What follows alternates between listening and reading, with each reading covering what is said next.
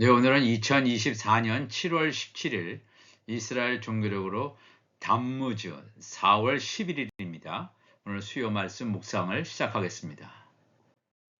네, 이번 한 주간 읽을 말씀은 시편 10편에서 시편 28편까지, 사도행전 19장에서 사도행전 22장까지 말씀입니다.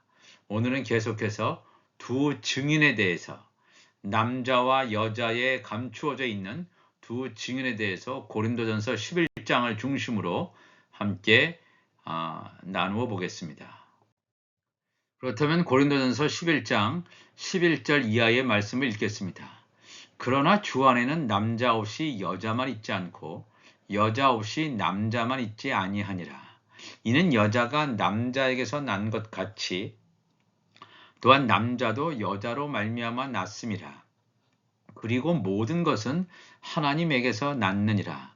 너희는 스스로 판단하라. 여자가 머리를 가리지 않고 하나님께 기도하는 것이 마땅하냐? 만일 남자에게 긴 머리가 있으면 자기에게 부끄러움이 되는 것을 본성이 너희에게 가르치지 아니하느냐? 만일 여자가 긴 머리가 있으면 자기에게 영광이 되나니 긴 머리는 가리는 것을 대신하여 주셨기 때문이니라 그랬습니다. 주 안에는, 예수 그리스도 안에는 남자와 여자가 다 같이 있다. 이 남자라고 하는 것은 하늘에 속한 교회가 되겠죠. 이 여자는 땅에 속한 교회입니다. 하늘에 속한 교회와 또 땅에 속한 교회가 함께 같이 있어야 새 예루살렘 성이 완성된다고 하는 것입니다. 새 예루살렘 성이 완성된다는 것은 새 땅에 거하는 새 예루살렘 성이 완성되는 것입니다. 남자, 여자, 즉 하늘에 속한 교회와 땅에 속한 교회가 있어야 우편 12보좌, 좌편 12보좌를 완성하는 하나님 나라의 뜻이 이루어진다고 하는 것입니다. 이는 여자가 남자에게서 난 것 같이 여자가 남자에게서 났다 했을 때 첫사람 아담을 통해서 그 아담의 갈빗대를 통해서 돕는 배필인 여자가 나오잖아요. 그런 것처럼 또 이 마지막 아담을 통해서 누가 나오냐 하면 바로 거룩한 신부가 나옵니다. 그러니까 이 여자가 남자에게서 나온다. 돕는 배필도 첫사람 아담에게서 나오는 것처럼 또 마지막 때의 거룩한 신부도 마지막 아담인 예수 그리스도로부터 나온다 그랬습니다. 그러니까 여자가 남자에게서 난 것 같이 이번엔 남자도 여자로 말미암아 났다.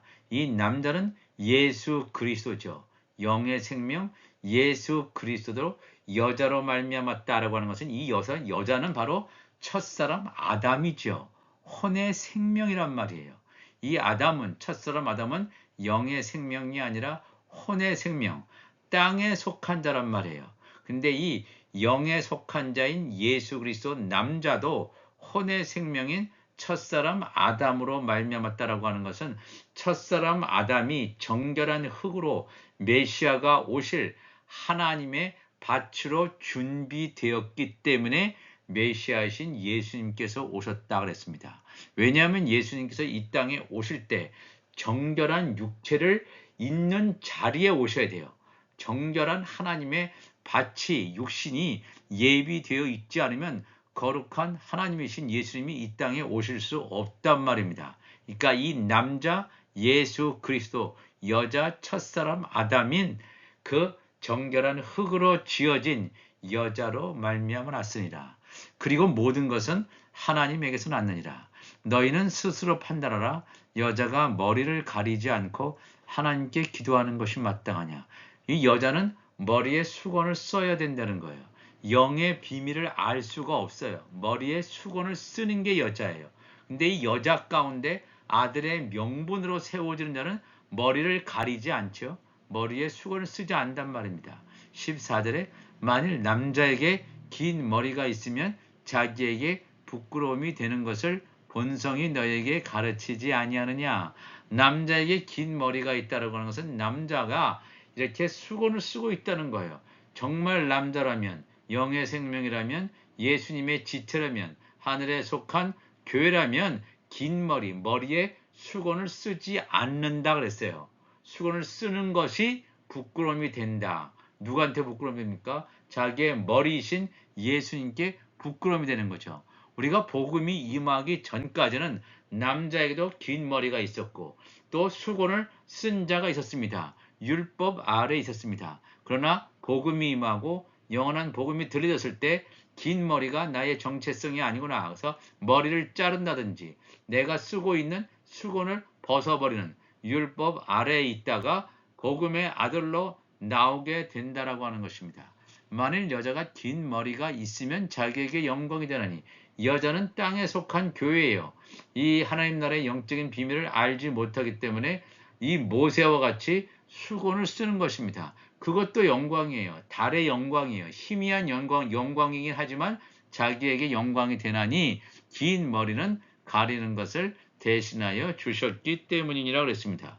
오늘 이 말씀을 통해서 남자와 여자에게 감추어져 있는 두 증인, 남자와 여자는 이 두 증인이에요. 마지막 때 활동할 우리가 살고 있는 이 전 3년 반 기간 동안에 이 남자, 하늘에 속한 교회가 말씀을 증거할 때 이 말씀을 듣는 여자인 땅에 속한 교회 가운데서 야곱의 남은 자는 이 말씀을 듣고 육이 벗겨주고 육이 죽고 온전하게 또 그들 자신도 말씀을 받아들이게 됩니다. 그래서 전 3년 반이 지나고 이제 후 3년 반에 하나님의 아들들이 휴거된 이후 3년 반 가운데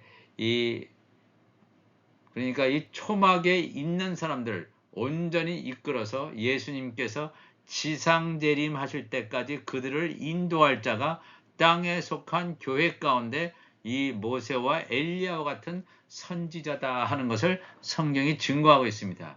이 남자와 여자의 개념을 우리가 온전하게 깨달아서 이 문맥 가운데 과연 이게 남성, 여성을 나타내는 어떤 생물학적인 성을 나타내는 남자, 여자인지 아니면 영적인 의미인지 이 문맥을 통해서 우리가 온전하게 깨달아야 될 줄로 믿습니다. 다 같이 기도하시겠습니다.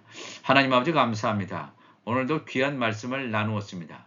남자와 여자에 감추어져 있는 두 증인의 말씀을 통해서 이 말씀이 감춰져 있었고 전혀 알려지지 않은 말씀이지만 우리에게 이 말씀을 깨닫게 하시니 가르쳐 주시니 감사합니다. 이 말씀이 내 안에 영적인 것을 깨워주시고 하나님의 나라를 사모하는 우리 모두가 되게 하여 주옵소서.